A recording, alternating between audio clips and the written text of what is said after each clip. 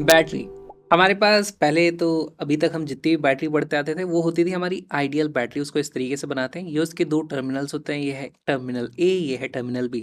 This is our ideal battery. ठीक है। अच्छा, हर बैटरी के अंदर जो भी केमिकल्स या जो भी प्रॉपर्टीज होती हैं उसके कारण हर बैटरी का एक ईएमएफ होता है। इस तरीके से उसको हम ई लिख सकते हैं। ई इज द ईएमएफ, है ना, E M F, electromotive force. अब हमसे पूछा जाएगा कि बैटरी के टर्मिनल्स का पोटेंशियल डिफरेंस कितना है, तो उसको हम बोलते हैं वी ए बी। हम तो बैटरी के टर्मिनल के अक्रॉस ही पोटेंशियल डिफरेंस नाप सकते हैं। और आइडियल बैटरी के केस में उसकी वैल्यू हमेशा इसी ई के बराबर होगी, ये हमेशा ई के बराबर रहती है।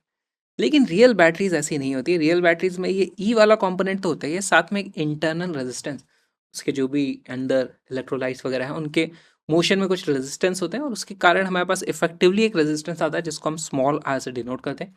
और हमारे पास जो प्रैक्टिकल बैटरी होती है उसको हम इस तरीके से बना देते हैं कि भाई हमारे पास यहाँ पर बैटरी थी और साथ में एक इंटरनल रेजिस्टेंस स्मॉल आर लगा हुआ है, जो कि सीरीज में इस तरीके से सर्किट में हम कंसिडर करते हैं।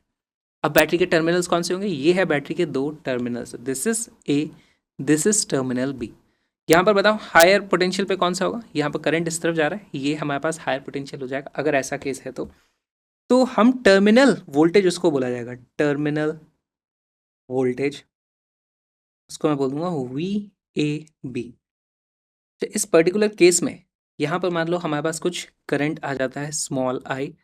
इस पर्टिकुलर केस में हमारे पास बैटरी के अक्रॉस टर्मिनल वोल्टेज कितना हो जाएगा?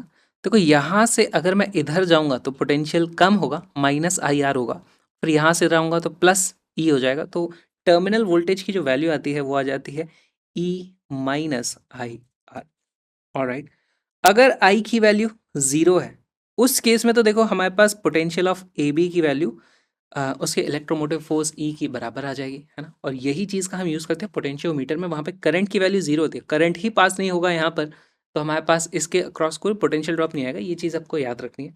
ऑलराइट, अगर आई की वैल्यू पॉजिटिव है उस केस में हम देखते हैं कि वी ए बी की जो वैल्यू है वो आ जाएगी लेस देन ई, है ना, लेस देन ई के बराबर। ये कौन सा केस हो गया? जब बैटरी को हम यूजुअली यूज़ करते हैं इस तरीके से तो करंट ऐसे जाता है। उस केस में अगर बैटरी पे लिखा है कि वो 3 वोल्ट की है तो हमें टर्मिनल पे जो पोटेंशियल ड्रॉप मिलने वाला है वो 3 माइनस आई आर, यानी कि लेट से 2.7 वोल्ट ही मिलेगा इस तरीके से। तो ये जनरल यूज़ हो गया, है ना, दिस यूजिंग बैटरी। ओके। अच्छा, और करंट की वैल्यू नेगेटिव हो गई, नेगेटिव हो गई मतलब इसका टर्मिनल इस तरीके से मतलब पोलैरिटी इस तरीके से, लेकिन करंट इस तरीके से जा रहा है।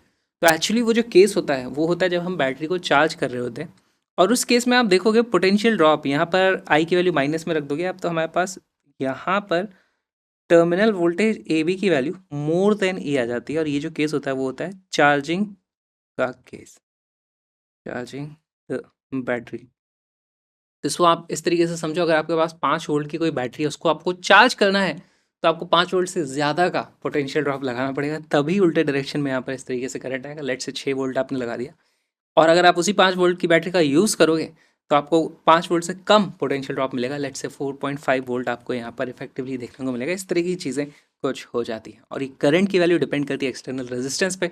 तो अलग अलग वैल्यू ऑफ आर के लिए आई की वैल्यू बेसिकली जो टर्मिनल वोल्टेज है वो अलग अलग आ सकता है, और उस पर बेस भी क्वेश्चन पूछे जा सकते हैं।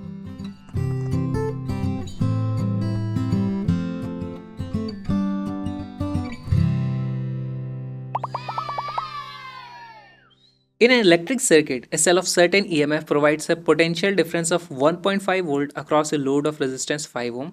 तो अगर हमारे पास लोड रेजिस्टेंस इसको बोला जाता है, अगर इसकी वैल्यू 5 ओम है तो हमें कुछ टर्मिनल पोटेंशियल डिफरेंस मिलता है 1.25 वोल्ट का। However it provides a potential difference of 1 volt across a load resistance of 2 ओम। तो देखो 5 ओम से इसको गिरा करके आपने 2 ओम कर दिया, रेजिस्टेंस की वैल्यू कम कर दी, तो करंट की वैल्यू बढ़ेगी। तो यहाँ पर इसके अक्रॉस करंट बढ़ेगा तो यहाँ पे पोटेंशियल ड्रॉप कम हो जाएगा। ओवरऑल टर्मिनल वोल्टेज देखो 1.525 से 1 वोल्ट का हो गया है। The EMF of the cell is given by, तो आपको 2 बार इक्वेशन लिखनी पड़ेगी करंट की वैल्यू के लिए, और इससे आपको टर्मिनल वोल्टेज की कुछ कुछ वैल्यूज आ जाएंगी, इक्वेट कर देना, सीधे सीधे आपको आंसर मिलेगा। वीडियो को पॉज करना है, क्वेश्चन को सॉल्व करना है।